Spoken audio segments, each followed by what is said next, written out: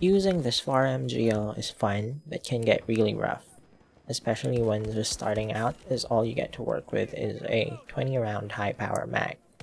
Sure, it deals a lot of damage per shot, but with a rate of fire at a mere 600 rounds per minute, going toe to toe with a player of equal skill that is using any other assault rifle will usually end in you losing the engagement. If you can power through the initial stage and get the 30 round standard mag, it gets better, but not by much. Only to the level where it's okay at best. But if you're still interested, I'll be going over the attachments that you can unlock and what I think are worth equipping. First, let's talk about what makes this gun unique. While it's true that the other rifles can also equip underbarrel launchers, theirs negatively impact the ADS speed. This is not the case for the integrated SFAR launcher. Unfortunately, this comes at the cost of underbarrel attachments that can help with recoil management and accuracy. There are 4 grenade types to choose from: fragmentation, smoke, armor piercing, and incendiary.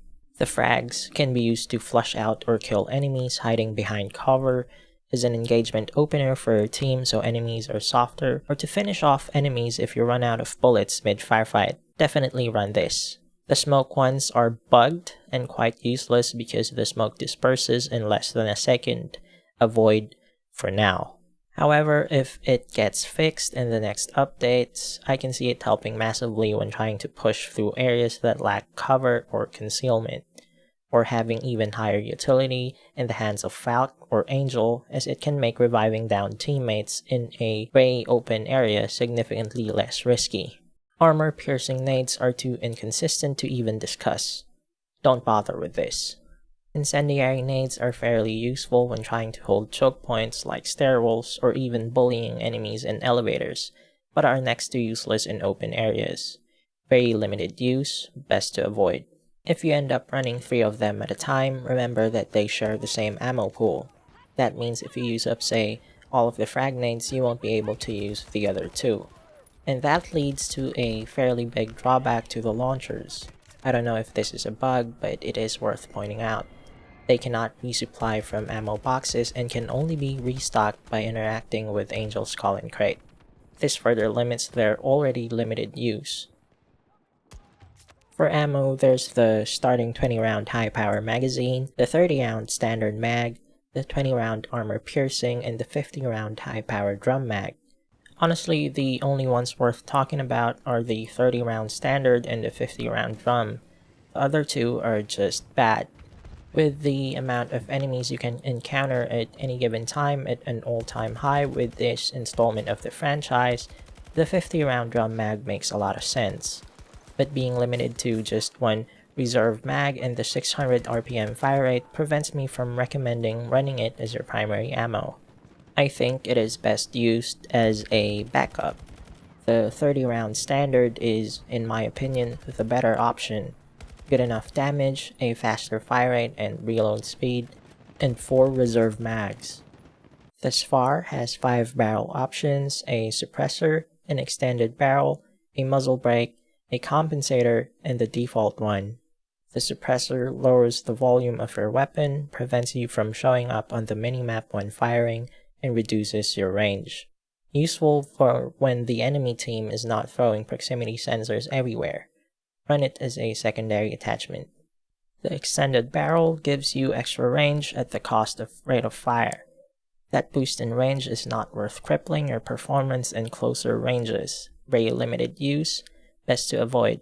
The muzzle brake decreases vertical recoil but increases horizontal recoil. Avoid this. Horizontal recoil is much harder to control than vertical recoil, and the SFAR does not kick upwards that much anyway. The compensator decreases horizontal recoil but increases vertical recoil.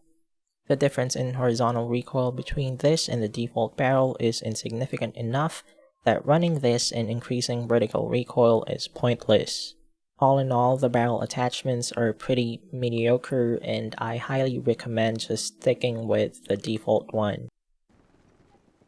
Of course, optics are very much personal preference, but I think using higher powered optics on assault rifles is pointless since the distances where a higher zoom makes sense do not really lend well to their range.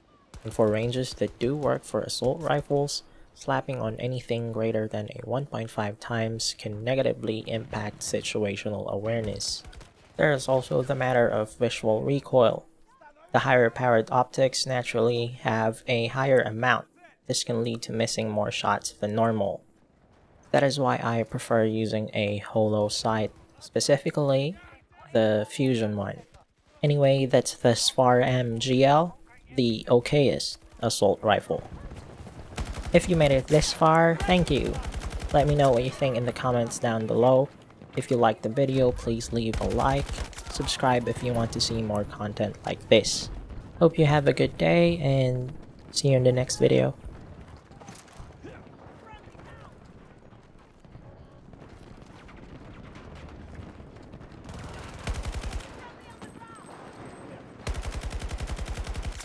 Target down!